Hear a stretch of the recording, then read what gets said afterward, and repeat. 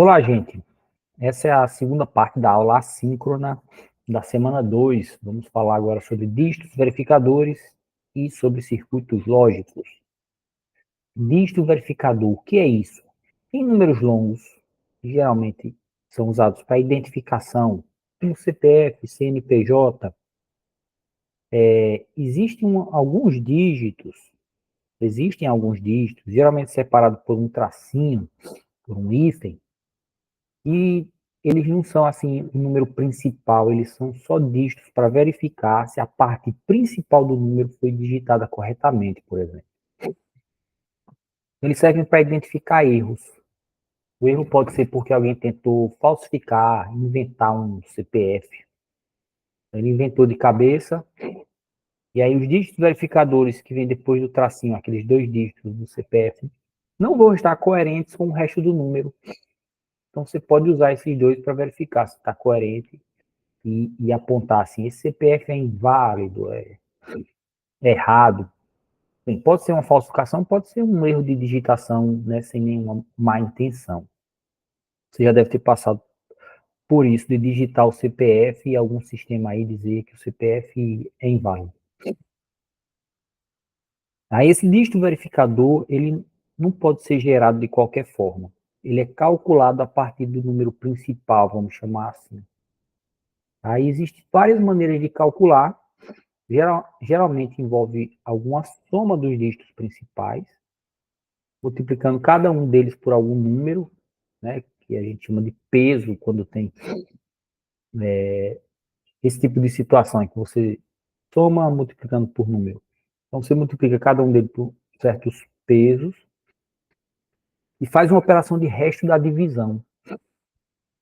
Eu vou precisar dar uma explicaçãozinha sobre resto da divisão, antes de explicar como calcular dígito verificador do CPF.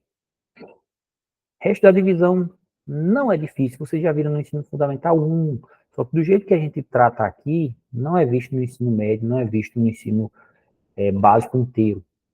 Então, vamos relembrar lá, ensino fundamental 1. Você tem uma conta de divisão, 326 dividido por 3. Você vai tentar dividir o 3 pelo 3 dá 1, 1 vezes 3 dá 3, vem para aqui para baixo. Aí agora faz a subtração desse 3 menos o 3, que é o resultado da multiplicação aqui, está 0. Agora baixa o 2, 2 dividido por 3, não dá para dividir, aí dá 0. Não é bem que não dá para dividir, mas enfim, a divisão dá 0. 0 vezes 3 dá 0. Aqui ele não colocou o 0 embaixo, porque seria uma conta muito simples. 2 menos 0 dá 2. Agora baixa o 6. 2 com 6 fica 26 para dividir por 3. Dá 8. 8 vezes 3, na verdade, é 24. Então, 26 menos 24 dá 2. Esse 2 é o resto da divisão. Então, o que acontece? Lá no ensino fundamental, a gente via até... Eu não sei se ainda é usado desse jeito, né? Mas se usava esse operador aqui, ele é muito, muito pouco usado assim na matemática acadêmica. A gente vê muito pouco usar esse símbolo. Mas, talvez na minha época se usava esse símbolo para representar a divisão com um resultado assim inteiro. Geralmente, quando era uma divisão exata, né? Mas 326 dividido por 3, a divisão dela inteira, sem casa decimal, a gente pode considerar que é 108. Divisão inteira. E agora eu estou apresentando esse novo operador, que é um operador de resto da divisão. A gente vai chamar de mod. É como se fosse uma operação que eu faço com esses mesmos dois números, onde ao invés de pegar aqui o quociente da divisão, o mod dá como resultado da operação entre esses dois números o resto da divisão. Então, 326 mod 3 dá 2. É o resto da divisão. Você vai fazer a mesma continha e vai colocar isso como resultado. Basicamente é isso. Por sinal, uma propriedade aqui de resto da divisão, tá? É que quando você faz essa operação, ela dá sempre menor que o divisor aqui. Os dois números têm o mesmo papel, dividendo e divisor. Mas aqui não é quociente, é o resto, tá? É sempre menor que o 3. De 0 até 2. Quando eu divido por 3. Se eu dividir por 7, ele vai de 0 até 6. Sempre menor que o divisor. No livro, a notação é um pouquinho diferente. Essas notações variam com autores, variam conforme o livro. Eu só acho essa mais simples aqui. Inclusive, em linguagem de programação, em algumas delas você tem esse operador desse jeito aqui. Em outras é o símbolo de porcento. O símbolo de porcentagem também é usado em muitas linguagens para representar essa operação. Mas no livro está assim, ó, 326 entre colchetes é o dividendo. Aí você coloca mod 3 pequenininho assim, rebaixado, para representar o divisor. E é a mesma ideia. Isso representa o resto da divisão. 326 dividido por 3, resto da divisão. Dá 2. Tá? A diferença é que eu tirei colchetes e coloquei mod 3 no mesmo tamanho e no mesmo alinhamento do 326. Vou mostrar nos slides desse jeito, tá? Vamos ver agora o dígito verificador de CPF. O número de CPF tem, assim, 3 dígitos. Às vezes, né, se representa com ponto para separar de 3 em 3. É só para organizar o número, até onde eu sei. Mais 3 dígitos, ponto, mais 3 dígitos. Às vezes também se coloca tudo corrido, né, sem ponto. Aí tem um tracinho e 2 dígitos. Esses dois são dígitos verificadores. Cada um tem um cálculo diferente, assim, muito parecido, mas cada um tem o seu cálculo próprio a partir desse, certo? Eu acho que o último é a partir também do primeiro dígito verificador. Ele usa também o primeiro dígito até o dígito verificador 1, para calcular o dígito verificador 2. Então a gente vai tratar esses números todos aqui, que são 9 mais 2, 11. Esses 11 dígitos como sendo uma sequência matemática, né, que a gente viu no outro vídeo. D1, D2, D3, D4, D5, D6, até D11. Mas o D10 e o D11 são dígitos verificadores. Os 9 primeiros são, assim, o número principal, digamos. De onde vêm esses números principais? Eu suponho que sejam sequenciais. Tipo assim, se a gente tem aqui o número 100 milhões, que é 100, 0, 0, 0, 0, 0. 100 seguido de 6 zeros, né? E uma pessoa chegar para fazer um novo cadastro, se cadastrar no CPF. Hoje em dia, quando nasce, faz a certidão de nascimento, já sai com CPF. Então, quando a próxima pessoa for registrada, o número do CPF dela, me parece, vai ser sequencial, vai ser o próximo, vai ser 100 milhões e 1. Os 9 primeiros dígitos, eu acho que são assim, mas enfim, são o número principal, eles podem ser escolhidos pelo governo para cada pessoa que se cadastra de qualquer forma, mas esses dois não podem ser escolhidos de qualquer forma, eles são calculados a partir disso. Vamos ver como calcular o primeiro dígito verificador aqui, que é o que na sequência matemática nós vamos representar como D10. Tá? Vamos calcular o primeiro dígito verificador, D10. Bem, são 2 passos, 2 continhas. A primeira é aqui a mais trabalhosa, que é um somatório, e vai com I variando de 1 a 9, porque ele vai percorrer os 9 primeiros dígitos. Você vê que I vai variando de 1 a 9, e o I é usado aqui, ó, para indicar a posição da sequência. Dzão I, D maiúsculo I, representa cada dígito da sequência, né?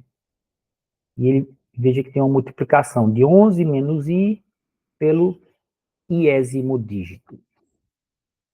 Faz esse somatório, eu vou chamar esse resultado de S1. É um rótulo arbitrário, eu podia chamar de X.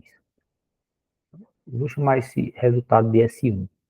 Depois, usando o resultado do somatório, faz uma continha também, assim, bem simples essa, na verdade, que é S1, resto da divisão por 11. Quer dizer, faço a divisão de S1 por 11 e pego só o resto. E subtraio 11 menos esse resto. Lembrando que resto da divisão por 11 vai dar algum número de 0 até 10, um número abaixo de 11. Essa subtração aqui vai dar sempre positiva. Ou zero. Não, zero não pode dar não, porque não pode dar, porque aqui no máximo vai dar 10. Vai dar sempre positiva, de 1 para cima. Agora ele pode dar o valor 11, pode dar, essa resta de divisão pode dar 0, aí aqui ficaria 11 menos 0, dá 11. A gente está falando de dígitos, são valores de 0 a 9. Não pode ficar 11, não pode ficar 10. Então, se ficar mais que 9, a regra é usar o dígito verificador como 0. Essa continha der 10, use 0. Se der 11, use 0 como dígito verificador. Vamos lá, vamos ver um exemplo. CPF aqui, com 3 uns, depois 3 2, depois 3 dígitos 3. Esse aqui é o D1, D2, D3, D4, D5, D6, D7, D8, D9, certo? Quero calcular esse aqui, essa primeira interrogação, o D10. Primeiro passo, calcular esse somatório. Então, vou variar o I de 1 até 9, né? O I varia de 1 a 9. Variar o I de 1 até 9 aplicando essa formulazinha aqui. Essa formulazinha, trocando o I por 1, fica 11 menos 1 vezes D1. Trocando o I por 2, vai ficar 11 menos I vezes o D2. Eu vou mostrar o slide com tudo completo para ficar, para ser mais rápido, certo? Mas desculpa, deixa eu corrigir aqui. Trocando o I por 2 vai ficar 11 menos 2, que é o I, vezes o D2. Por 3, 11 menos 3, vezes o D3. Ela vai ficar assim, ó. 11 menos 4 vezes o D4, 11 menos 5 vezes o D5. Onde tem I na fórmula, né, que aparece em 2 lugares, a gente troca pelo número aqui. Então, 11 menos 6, onde tinha um I, vezes o D6, onde tinha um I aqui também. E assim você vai até o 9. Depois você vai proceder com esse cálculo, certo? Porque eu quero saber o valor exato aqui. Então, dessa vez a gente vai até o fim da somatória. Aqui é a expansão direta, e aqui eu já estou fazendo um nível de desenvolvimento. 11 menos 1 dá 10, o dígito 1 é 1, é esse dígito aqui. Aqui 11 menos 2 vai dar 9, o dígito 2 também é 1. Então, fica assim, 9 vezes 1. 11 menos 3 dá 8, o dígito 3 também é 1. Você vê que aqui em negrito está justamente o CPF, tá? Está o dígito. Veja que o CPF 1, 1, 1, 2, 2, 2, 3, 3, 3, está aí. São esses D maiúsculos. D7, D8, D9 são todos 3, que são esses aqui. D7, D8, D9. Ok, como é que vai ficar esse valor, esse 1? Eu somo tudo isso agora, vai dar 10, mais 9, mais 8, 7 vezes 2 dá 14, 3 vezes 2 dá 12, aqui dá 10, 5 vezes 3 dá 12, 3 vezes 3 dá 9, 2 vezes 3 dá 6. Somando tudo isso dá 90. Esse foi o primeiro passo. Calculei o S1. Calculei esse somatório e deu 90. Segundo passo, aplicar essa formulazinha. Onde tem S1 aqui, eu substituo por 90. Então vai ficar 11 igual a 90. Desculpa, D10 é igual a 11 menos 90, resta a divisão por 11. Né? Divido por 11 e pego o resto. O resto da divisão do 90 pelo 11 dá o valor 2. Se você quiser, você faz a continha aí para verificar, que é uma continha simples. Eu, para ganhar tempo, vou seguir, tá? Então, isso vai ficar 11 menos 2. 11 menos 2 dá 9. Descobri o 10º dígito verificador, ele é 9. Aqui nessa primeira interrogação, tem que vir o dígito 9 nesse CPF, senão qualquer sistema aí de verificação do CPF vai dizer que o CPF está inválido. Não sei se esse CPF pertence a alguém, tá? Eu criei um padrãozinho aqui bem simples, mas se ele existir, esse primeiro dígito é o 9. E o segundo dígito verificador? Veja no material, a conta assim, é bem parecida. porque eu acho que ele faz uma conta que vai pegar até o 10º dígito, como eu já falei. Você pode ver no material. Lembrando que no material, esse resto da divisão por 11 vai aparecer assim, tá? Eu representei desse jeito, 90 mod 11, ele é assim, 90 com colchete, mod 11 subscrito, assim, desse jeito, pequeno e mais embaixo. Então tá aí, achamos a resposta, o primeiro dígito do verificador é 9, desculpa. Dígito 10, ele é 9.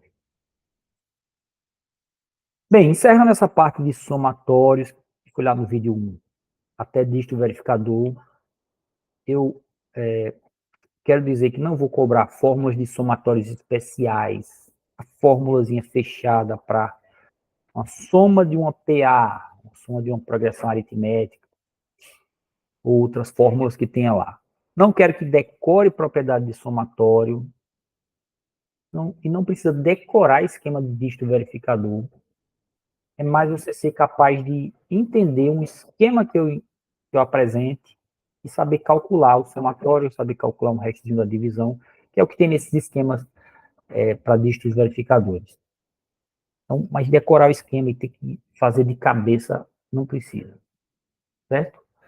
O material tem vários esquemas de dígitos verificadores, você pode ler lá e praticar, tá? Mas não precisa decorá-los. Vou falar agora de circuitos lógicos, um assunto com uma aplicação prática importantíssima. Né? A gente já está vendo que o somatório aí tem aplicação prática nessa questão de dígitos verificadores. Circuitos lógicos, por si só, são muito usados para projetar coisas como processadores.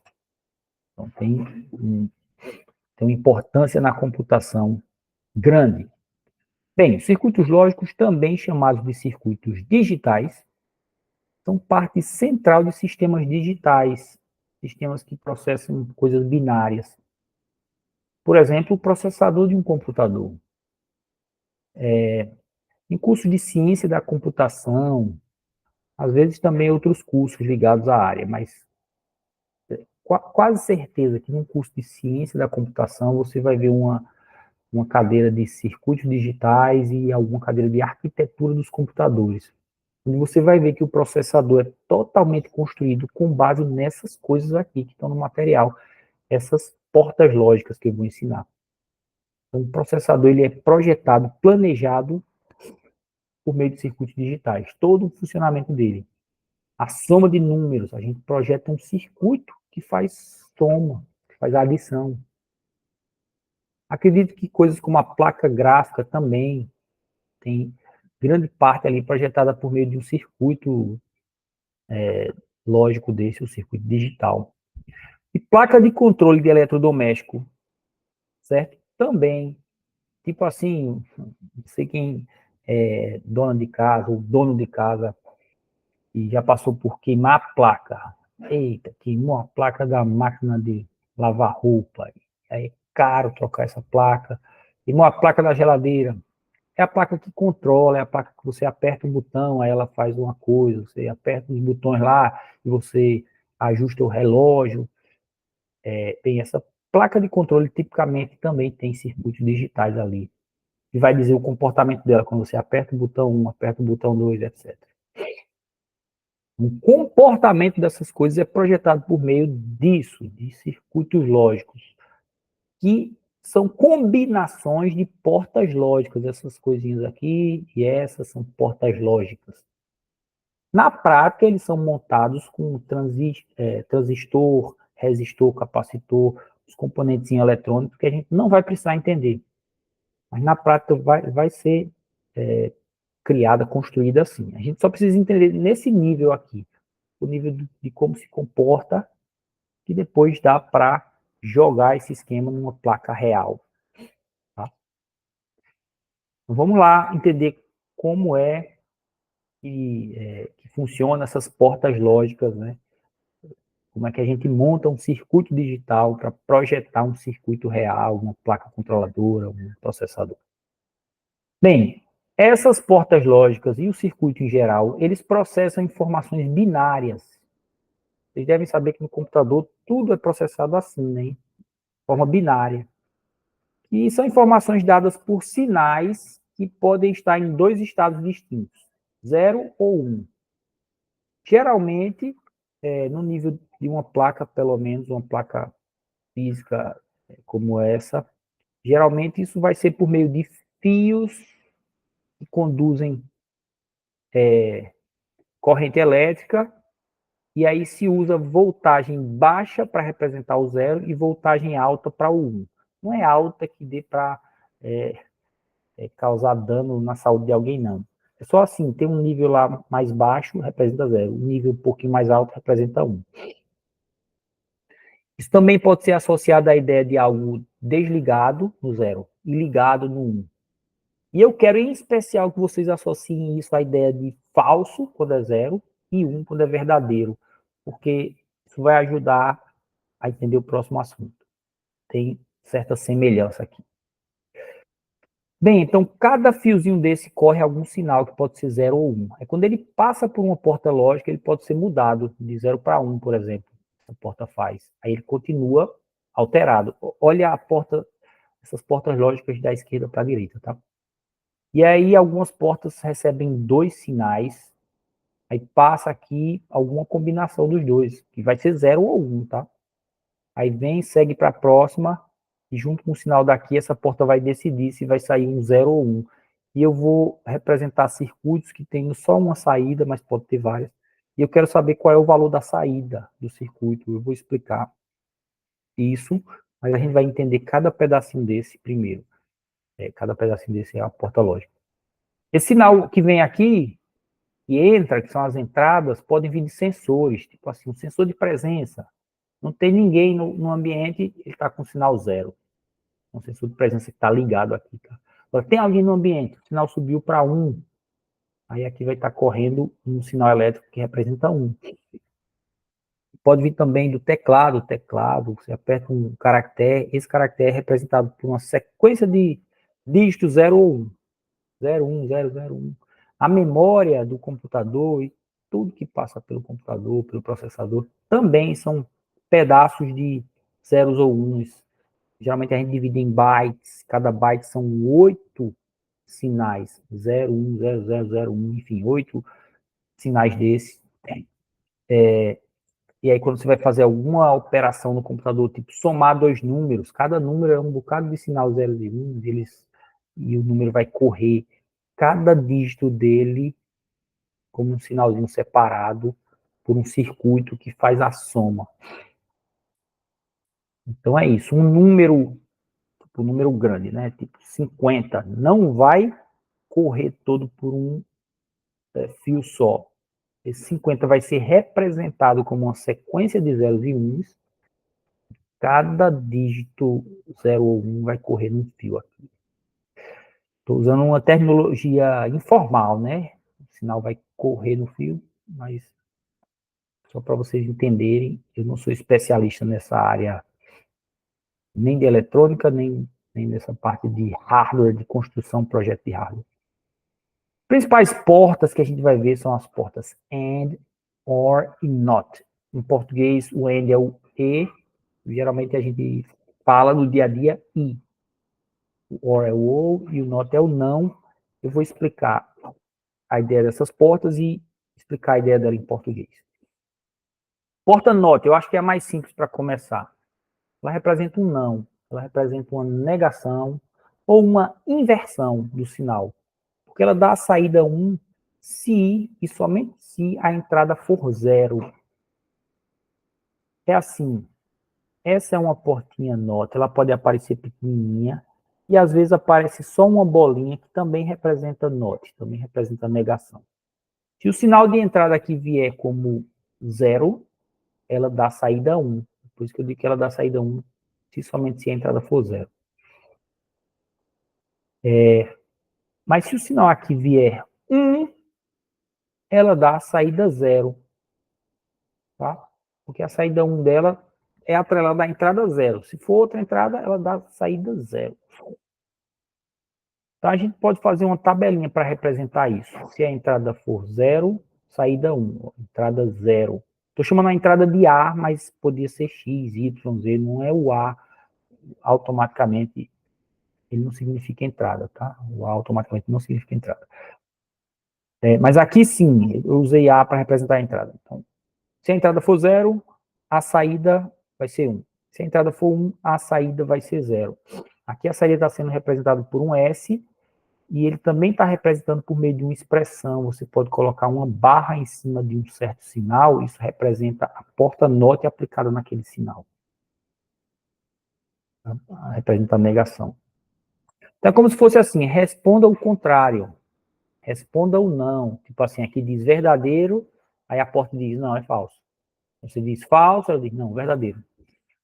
Ela é do contra, ela inverte. É do contra, certo? Então, se a entrada for, vamos entender como verdadeiro ou falso. Se a entrada for falso, aí a porta responde verdadeiro. Se a entrada for verdadeiro, ela diz, não é falso. Essa é a NOT, ou porta inversora, negação, não. Porta AND, e a gente pode ler como E ou I. Por que esse E ou I? Porque ela responde a seguinte pergunta: A e B são verdadeiros? Aqui no Nordeste, pelo menos, a gente não fala A e B, né? A gente fala A e B. A e B são verdadeiros? É isso que ela responde. Se A e B forem verdadeiros, ela dá a saída 1. Ela dá a saída verdadeiro. Vamos, né, usar aquela associação com verdadeiro. Então, ela dá a saída 1 se e somente se as duas entradas são 1. Qualquer outro caso, saída 0. Aí veja, no esqueminha aqui, coloquei, né, na verdade, vem do material. Então, o autor colocou as entradas representadas por A e B. Eu vou ter que ter uma tabela para representar o comportamento em geral dessa porta. Tem que ter uma tabela prevendo todas as combinações para A e B. Pode ser 0, 0, 0, 1, 1, 0, 1, 1. Para prever todas as combinações aí. E aqui vai ser a saída da porta. A saída da porta pode ser representada assim, como um A.B. Lembra a multiplicação, né? Já já eu falo disso. Por enquanto é o I, o AND das portas. Veja que ela só dá 1 como saída quando as duas entradas são 1. O resto dá 0. Então ela está dizendo assim, A e B são verdade? Se A e B forem verdade, então ela diz verdade. Ela responde essa pergunta.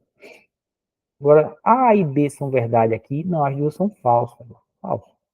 A e B são verdade, tem uma é, a outra não, então ela diz falso. E A e B não. Só uma delas. As duas não. E você vê que a ordem não importa. Se for 0, 1 ou se for 1, 0, ela dá a mesma saída. Todas as portas que a gente vai ver aqui, as portinhas individuais, vão ter essa característica. Mas a gente pode montar circuitos que a ordem dessas entradas pode fazer saídas, pode afetar as saídas. Aqui 0, 1 ou 1, 0, a saída é a mesma, tá? E ela é representada assim, observe que aqui é reto, tá? É bem vertical. Aqui é arredondado como se fosse um arco de uma circunferência. É assim a porta AND. Vamos comparar agora com a porta OR. Em português fica OU. Ela responde essa pergunta aqui. A ou B é verdadeira?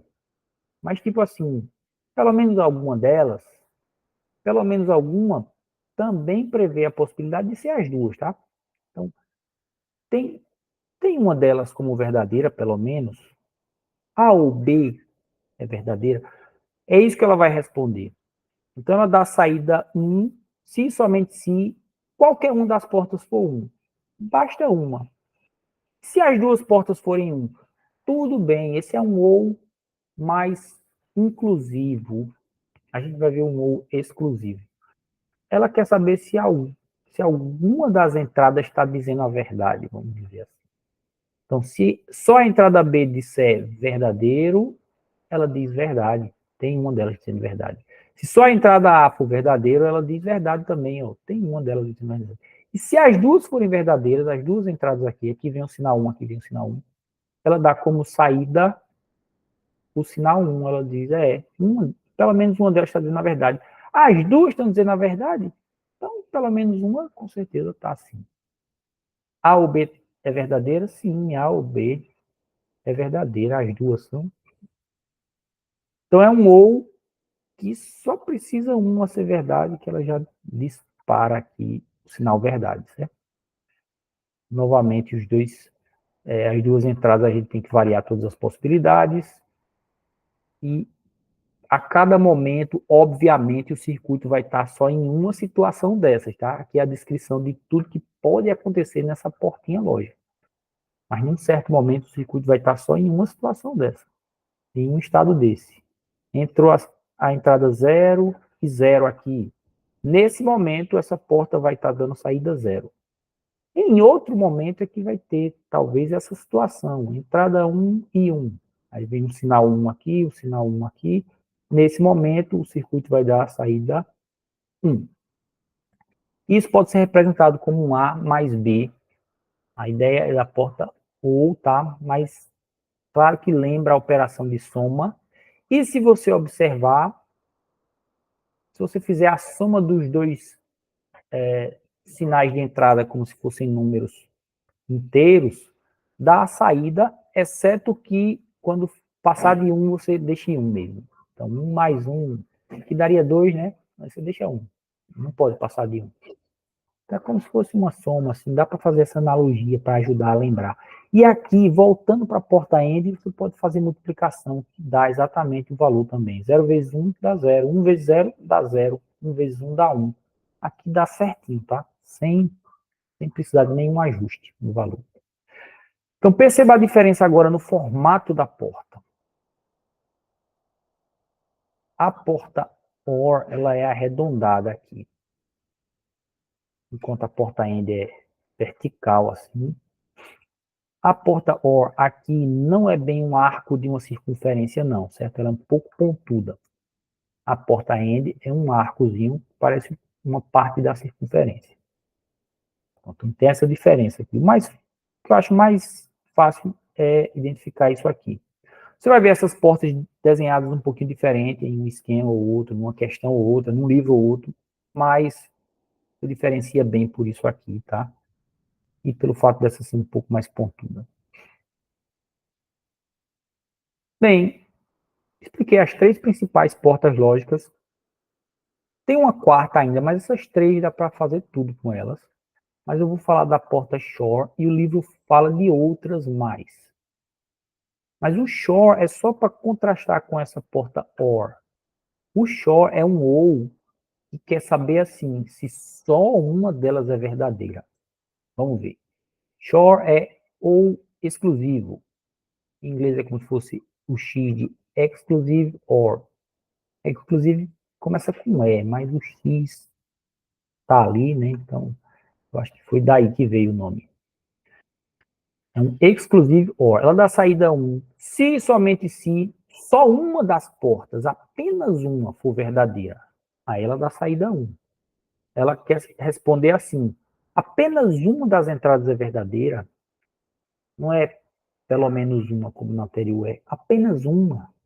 É um A ou B, mas tem que ser ou exclusivo, ou um ou outro, como a gente vai dizer geralmente na linguagem falada natural em português. Ou uma ou outra é verdadeira, então esse ou aí, que dá a ideia de que tem que ser só uma, é a porta short. Ela é parecida com o OR, na verdade igual, só que tem a mais esse tracinho aqui. Então fica uma linha dupla aqui na porta short. E aqui a gente vai mostrar a tabela que dá o comportamento dela, variando todas as possibilidades de entrada, e você vai ver que quando tem tudo 0, é 0, igual como antes. Se tiver uma delas como 1, dá a saída 1, igual como antes. Qualquer que seja, mas se tiver só uma como 1, ela dá a saída 1, o verdadeiro.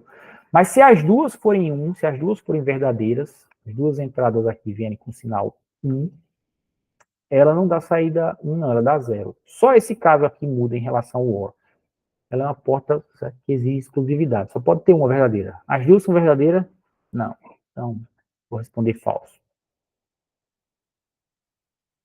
Então é isso. A gente vai trabalhar nos exemplos aqui com as outras três. O SHOR eu só mostrei para você contrastar com o OR. Então vamos ver aqui dois exemplozinhos. Esse circuito, vê que está desenhado diferente do livro. Eu desenhei num simulador aí na internet. Mas dá para identificar, ó, que aqui tem uma porta não, aqui tem outra porta não, o NOT. O sinal delas vai como entrada para uma porta AND. É o AND, veja, que é redondinho, feito um círculo aqui e aqui é reto. E eu quero saber a saída final aqui. As entradas eu chamei de A e B, como nos exemplos anteriores, mas poderia ser X e Y. E aí eu quero saber o seguinte, quando a entrada for A igual a 0 e B igual a 1, eu vou riscar aqui para a gente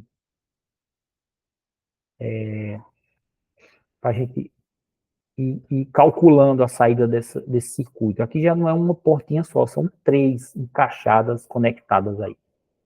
Então, se a entrada aqui for 0, essa situação aqui, tá? E a entrada aqui for 1, então o sinal elétrico vai nessa direção aqui, vamos pensar assim pelo menos, ele vai, o 0, percorrer essa porta NOT aqui, vai entrar na porta NOT, e a porta NOT inverte. Então aqui vai sair o sinal 1. Eita, ficou meio ruim aí, mas esse é o sinal 1. Esse 1 vai percorrer aqui esse fio, certo? E vai entrar numa porta AND. Beleza, para eu responder o que a AND vai dizer, deixa eu olhar a outra entrada. A entrada vai vir como 1, entra na porta NOT aqui, a NOT inverte, então vai vir um sinal 0. Todo esse fio aqui vai transmitir esse sinal 0. Aí ele vai entrar na porta AND. Aí agora eu tenho 1 com 0 na porta AND. A porta AND responde assim, os dois são verdadeiros? Se for, eu respondo verdade. Né? Nesse caso, os dois são verdadeiros? Não. Tem 1 da ideia de verdadeiro e 0 da ideia de falso. Então, ela vai responder falso. Qual é a saída quando A igual a 0 e B igual a 1? É a saída 0. É a saída falso. Certo? Vamos agora para essa segunda possibilidade. Seria num outro momento em que esse circuito tivesse com a entrada A 0 e a entrada B 0. Isso pode ser assim, dois sensores lá, um sensor de presença não ativou e o outro também não ativou. Então, isso aí vai definir o comportamento, digamos assim, de um LED, se o LED vai acender ou não. Nesse primeiro caso, o sensor 0 não ativou e o 1 ativou, o LED apagou. Se essa saída aqui acende o LED com 0, provavelmente ele foi apagado. Deu um problema aqui no meu mouse na hora que eu estava escrevendo. Então aqui seria 0. Vamos ver agora a segunda situação, em que os dois sensores responderam 0. Não tem ninguém. Não identificou presença. Então vem o sinal 0 aqui na entrada A. Ele passa pela porta de inversão, a porta NOT. Sai um sinal 1 aqui. E esse 1 vai entrar aqui na porta END. Vamos ver a outra entrada. Vai ser 0 também. Passa pela porta NOT, sai 1 aqui, a mesma coisa da entrada A. Então, esse 1 vai percorrer esse fiozinho aqui para entrar na porta END. A porta END agora tem dois sinais 1 entrando nela. Então, ela vai responder, as duas são verdadeiras? A resposta dessa pergunta é sim, as duas são verdadeiras. Então, isso aqui vai dar saída 1, a porta END vai dar saída 1. Verdade, as duas entradas dela são verdade. Veja, você tem que examinar o que é a entrada na porta. Teve aqui uma entrada do circuito, duas entradas do circuito, as entradas A e B, mas elas foram transformadas e foram entrar na porta como dois sinais 1. Elas eram 0, mas entraram na porta como sinal 1. Então, tem que ir examinando da esquerda para a direita. Cada fiozinho desse vai percorrer, vai transmitir o mesmo sinal. Então, você vai calcular qual é o sinal que está percorrendo em cada trechozinho de fio desse, e depois calcula a porta onde ele está conectado e vai propagando esse sinal adiante. Naquele exemplo que eu disse, se fossem dois sensores conectados aqui, esse disse 0 e esse disse 0, quer dizer, não tem ninguém, aqui ia dar a saída 1, que seria assim, ligue, acende o LED, acenda o LED. Então o circuito pode ter esse tipo de papel, certo? Claro que seria esquisito, né? Quando não tem ninguém, ele acende o LED, mas enfim, pode ser o LED para dizer assim, está seguro. Nesse caso aqui, um sensor disparou, então o LED de está seguro diz não. Esse aqui, nenhum sensor disparou. Então o LED de seguro diz sim, ele acende. O último exemplo, para a gente fechar esse vídeo. Um circuito um pouquinho maior, eu estou usando nele só porta NOT e porta OR. Essas três aqui, ó, são portas OR. E aqui tem NOT. Aqui tem uma pequena pegadinha. Eu nem tinha percebido, porque isso aqui é um OR com uma bolinha no meio. Essa bolinha também representa NOT. Então é um OR com um NOT no final. Eu acho que o material até trata isso como sendo uma porta lógica própria, que é o NOR. A ideia de NOR é NOT OR. Mas vamos pensar como sendo um NOT plugado no OR, que a gente resolve essa questão aqui numa boa. Fiz isso aqui só para apagar as marcações. E só vou calcular para uma situação, tá? Que é um circuito maior, que é essa situação aqui. Eu chamei as entradas de X, Y, Z e W. O X, eu quero trabalhar com a situação em que ele é 0, o Y, 1, o Z, 0 e o W, 1. Aí vamos trabalhar aqui aos pouquinhos para descobrir que sinal está propagando em cada trecho de fio. Lembrando que aqui a gente vai ter que fazer duas operações. O OU e essa bolinha representa uma negação logo depois da saída do OU. Tá? Então vai ser um OU seguido de um NOT. Bem, vamos lá. O X entrou como 0. Aí ele propaga por aqui, chega numa porta NOT. Nesse trechinho aqui, que está pequenininho, vai ficar 1. Eu vou fazer o 1 só com um tracinho, tá? Porque é complicado de desenhar com o mouse aqui. Veio 0, passou pelo NOT, virou 1. Ok, aqui vai vir uma porta OU. Deixa eu ver o que é que vem do Y. O Y vem ensinar 1. E ele passa por porta nenhuma até chegar no OU.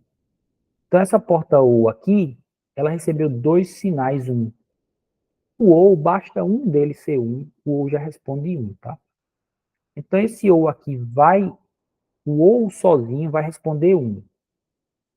Esse tracinho aí é a saída do OU.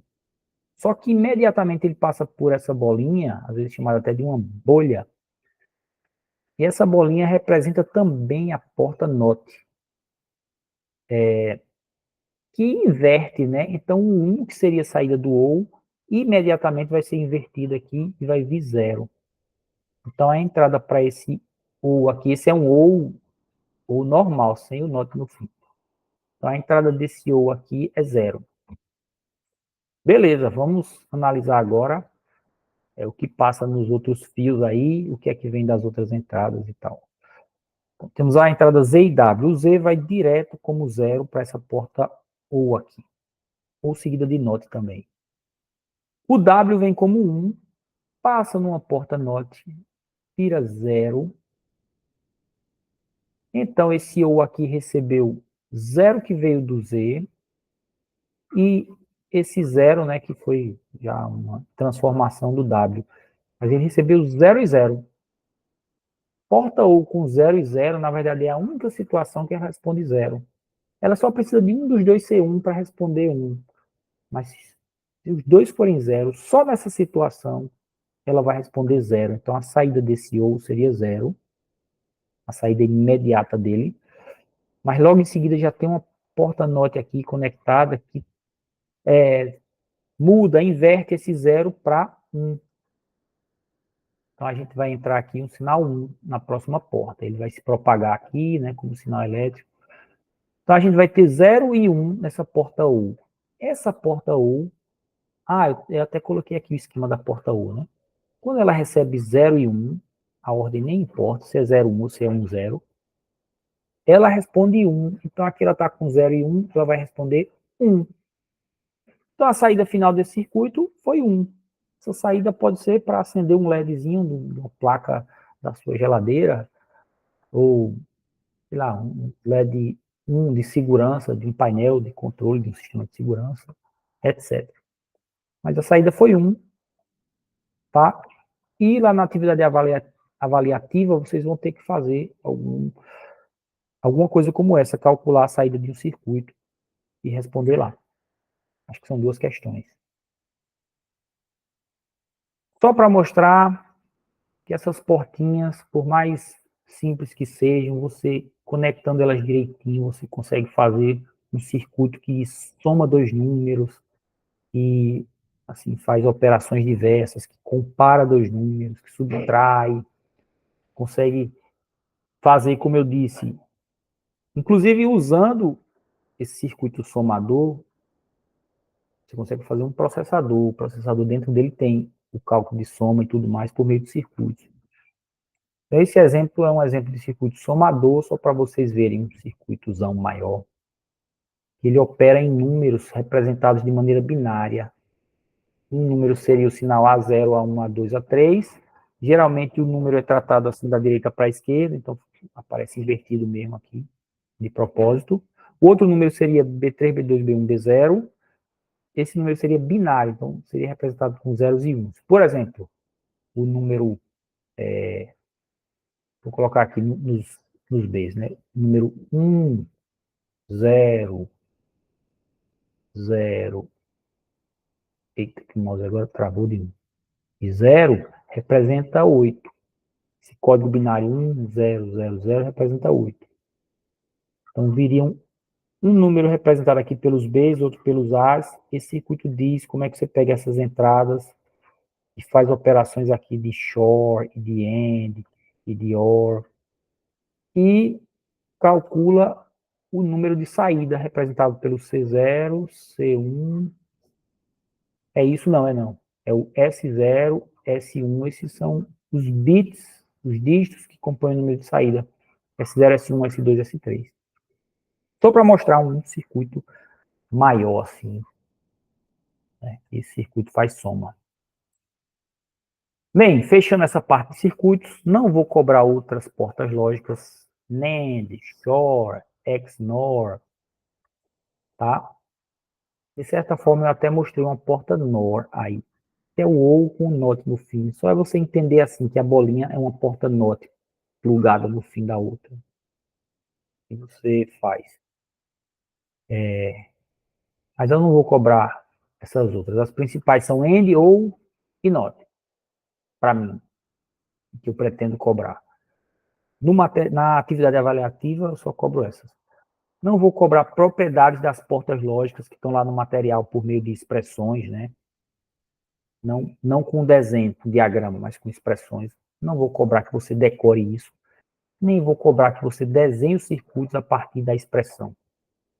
Aquela expressão que usa mais para ou, pontinho para AND. Não precisa decorar. Como desenhar o circuito a partir daquela expressão. Nem precisa decorar a expressão. Eu vou trabalhar só com o diagrama. Conclusão, para fechar, não deixe acumular assunto, leia o material, tire dúvidas no ambiente ou por e-mail, certo? Estou fechando a aula do mesmo jeito que eu abri lá o primeiro vídeo. Então, façam isso, lembre-se de dedicar ali cerca de 6 horas para essa disciplina, incluindo o tempo de ver esses vídeos e de ler material e de fazer atividades. Certo? Então, bons estudos, gente, e até a próxima.